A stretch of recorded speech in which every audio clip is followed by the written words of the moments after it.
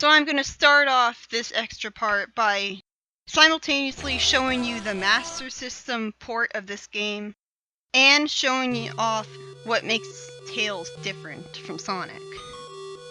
He mostly has the same differences, he has exactly the same differences, except for the fact that he has unique power-ups.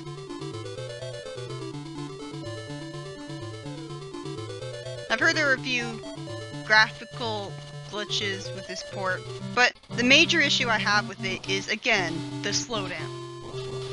Like, I don't know what's wrong. I mean, I have a great emulator, I have a fantastic computer, so there's absolutely no excuse for this. You listen closely, the music is literally playing slower than normal. Oh yeah, in both this and the original version Sonic Triple Trouble, you press up on the title screen and you'll see the sound test.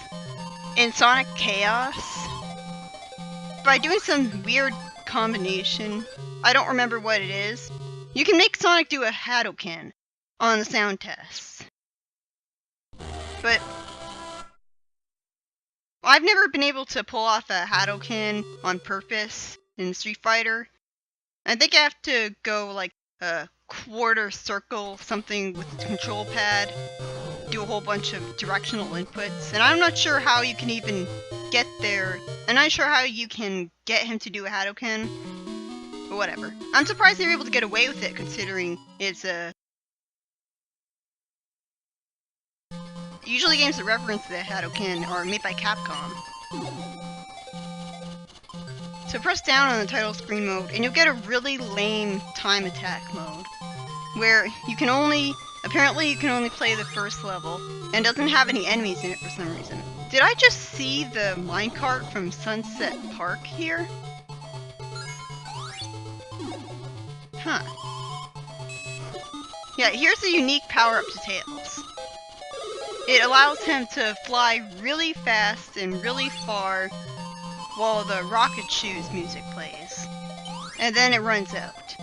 And this is better than him flying normally, because when he flies normally, he moves incredibly slowly. And he goes up incredibly slowly.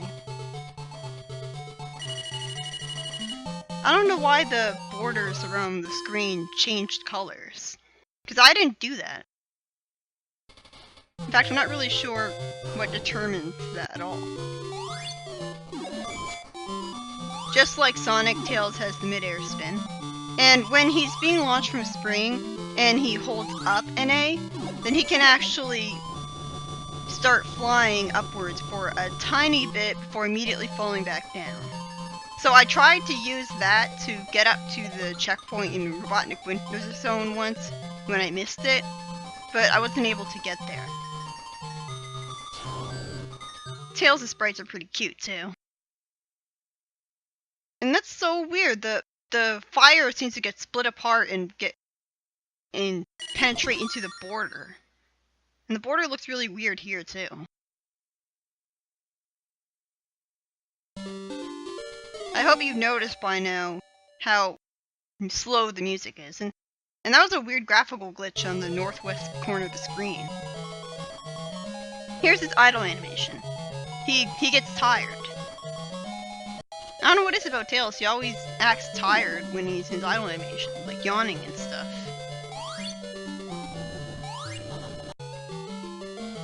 Okay, here's the most awesome difference about Tails. The submarine. Basically, you press A to shoot missiles, and this makes the level pretty easy. I mean, it's still kind of hard to figure out where you need to go, but as long as you don't get hit and lose the submarine like I did, it's really easy. Tails still can't swim underwater because bullshit. I don't know why you can't do that. That's so stupid. He has no problem swimming underwater normally. So, that was Tails' replacement for the swimming power-up. It was the submarine, which is called the Sea Fox, which is actually the same name as the submarine that Teapot transforms into in Tails' Adventure. And it's not like the submarine replaces the bubbles, because he can go in them too. Oh, another graphical glitch. Huh? Anyways, if you get hit without rings in the submarine in this boss fight, then you die. You don't get sent out of the submarine and have to fight without rings. Other than that, this boss fight is ridiculously easy with Tails. Because he starts out with a submarine. I don't think you can skip getting it. And you just stand there and you shoot at him. And you keep shooting and you'll destroy the bombs that he throws at you instead of them attacking you. So this feels like the perfect revenge against Knuckles for fighting me in the Eggmobile. It's like he's fighting you in a deadly Eggmobile that would, if Knuckles had won in that fight, he probably would have killed Sonic. What the hell kind of graphical glitch is that? Holy shit, I did not see that mentioned in Sonic Retro. Which is where I got this game, by the way. Combine that with the fact that this is my least favorite level and I was not planning on playing this all again. And why was and even in the ring interface was the wrong color. Yeah, obviously this isn't my footage. Just the obvious heads up. So now we're going into the special stages. And just like in Sonic Chaos, different special stages are of different types. This is one of those labyrinth special stages. You have to take a very specific route to get to the Emerald in time. And I hate this part! I hate this part so much. Like, I remember very vividly being in one of these special stages. I think it might have been this one. No, it definitely wasn't that one. I think it was a later one, but there was a spring, and I could not for the life of me get past it because I kept landing on it when I was trying to get past it, and I just ran out of time. So here's Fang the Sniper. Pretty badass name. Except for the fact that he sets himself on fire instead of getting to a boss fight with you. Yeah, he's pretty incompetent. Like, from his name, I'm guessing he's... Well, I guess Fang the Sniper is his cool nickname, and Knack is his actual name. That makes sense to me. Like, if they ever brought him back for a modern game, which they should, by the way, they shouldn't waste a character by only using him in one game. Or, I guess 2, or 3. But you know what I mean. Like, Fang is pretty incompetent when it comes to trying to fight Sonic. Like, even his actual boss fights are really easy. Which is good, because it would be really annoying to be knocked out of the special stage that you worked so hard to complete just because you lost the boss fight. This special stage is reminiscent of a special stage in one of the advanced titles. It's pretty easy, although I'm not sure why Sonic keeps looking behind him when he's trying to fly a plane. I've always wondered why Sonic doesn't... Well, actually, I haven't wondered, because Tails is a better pilot than him, and I can see why. You might wonder why Sonic doesn't usually fly his own plane. Now I remember why he stopped. So yeah, I guess you just collect enough rings, and that'll give you the Chaos Emerald. And then you just magically warp here. But yeah, some people say that Fang is redundant now, because we have Rouge, who's also a jewel thief. But Fang and Rouge are nothing alike. Like, sure, they both love jewels, but that's literally about it. Fang is kind of comedy relief, even though he has a really badass name. And I like his appearance, too. Well, Rouge has a terrible appearance, but I don't hate her as a character, personality-wise. And I'll get more into that later. I'll explain more about Rouge later, but Fang is just so different from Rouge that he could occupy a completely different position from her. Like, he has that criminal gang consisting of Bean the Dynamite. Bean the Dynamite is not a literal stack of dynamite. He's actually a crazy duck that just throws dynamite and bombs everywhere. It's weird, because most of the Sonic characters are named like Sonic the Hedgehog, Knuckles the Echidna. But Bean the Dynamite is called something else, and I can understand why they changed that for the Archie comics. So he works with Bark the Polar Bear and Bean the Dynamite as criminal gang. Those platforms look pretty annoying to land on. And again, I'm not sure how you're supposed to know how exactly to navigate these mazes in order to beat them in time. It feels to me like you'd have to play them multiple times, many times, in order to be able to beat them. I'm also not sure how Fang himself gets into these special stages. I mean, it would be pretty badass of him if he actually managed to do all the things that Sonic had to do, including collecting 50 rings, hitting an item box, and going all the way through the special stages just to get to where he is now to fight Sonic. I mean, he can't move at the speed of sound or curl up in a ball or anything. Maybe he can, I don't know.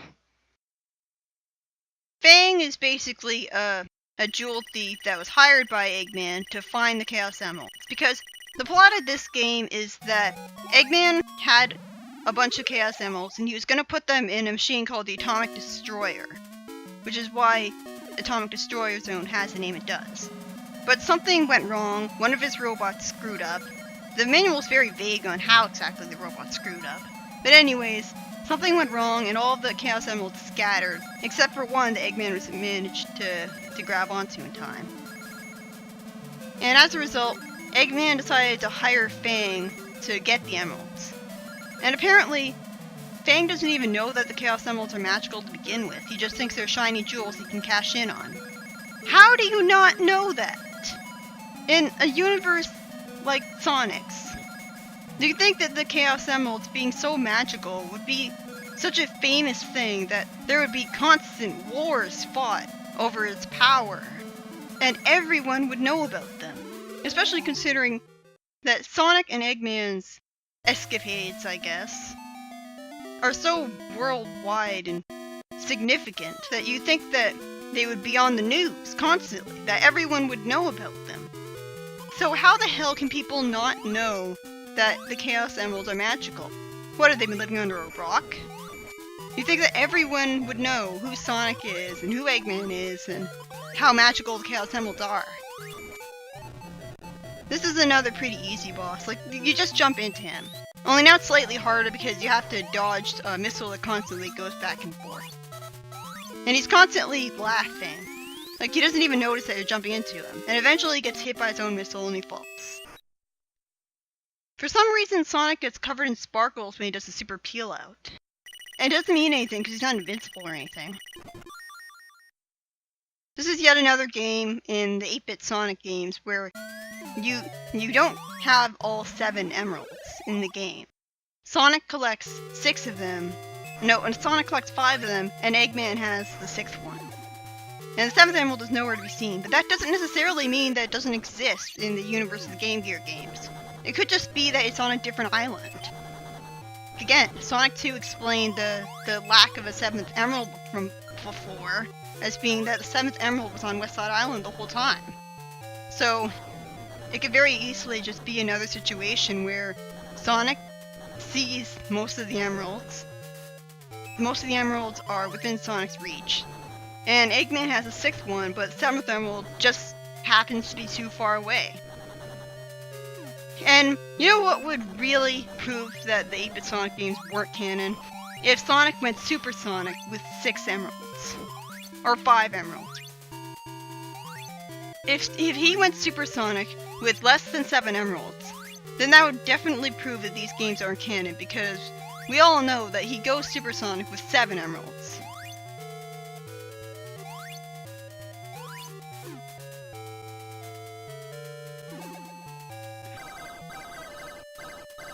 And oh, great, wonderful. It seems to be the same blocks from Meta Jungle Era, only they're completely different graphics. And what is with all these ruins? Also, it seems to me like the special stages in Sonic Triple Trouble have a lot less variety to them. I mean, there's 2 types of special stages. There's the really easy ones where you just fly around on a plane and collect rings. And then there's the labyrinth ones. At least Sonic Chaos had 3 different types of special stages. Not sure why the video stopped there.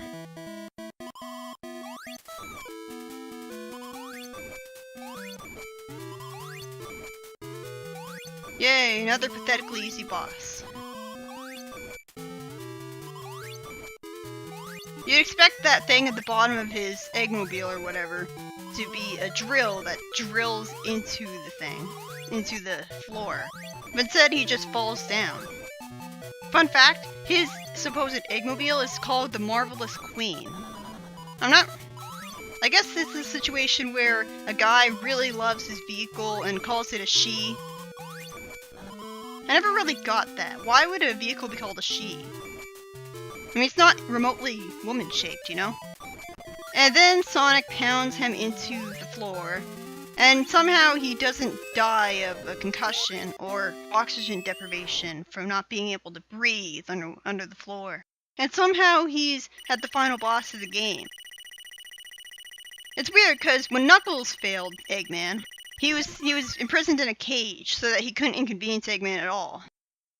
But when Fang failed Eggman, whether you collect all the Chaos Emeralds or not, Fang shows up at the final boss of the game, and he's not in a cage or anything. And like, why did Eggman tell him to wait around with him if he wasn't planning on fighting him or anything? It's weird. The next Sonic game I'm going to be showing off is Sonic Drift 2. See you then.